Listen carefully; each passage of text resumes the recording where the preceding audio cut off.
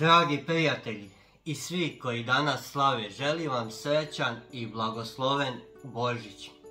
Nek vam ovaj praznik donese puno mira, ljubavi, sreće i zdravlja i radosti kako vama, tako i vašim najbližim i vašoj porodici. To vam ja od srca želim i želim vam se zahvaliti što ste dio ovoga kanala i što pratite mene i što pratite moj rad. Uživajte u današnjem danu sa svojim prijateljima, sa svojom porodicom, sa svojim najmilijima i sa svojim najbližima. Praznici su vrijeme kad se okupljamo sa svojim najmilijima, sa svojom porodicom i kad se prisjećamo onih pravih vrijednosti. Gdje god da mi bili, moramo cijeniti i poštovati svoje bližnje i svoju porodicu.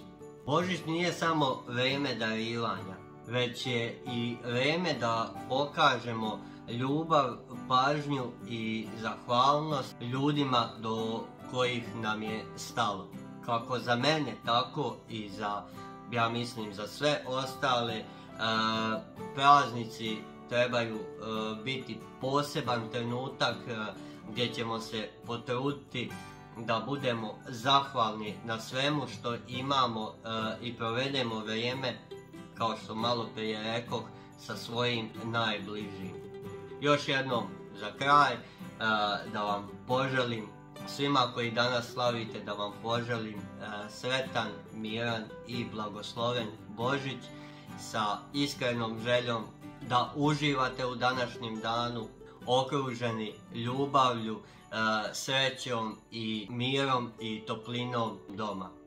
Hvala vam što me gledate, hvala vam što me podržavate, pa se vidimo u nekim od sljedećih videa. Uživajte u današnjem danu i lijep pozdrav svima. Ćao!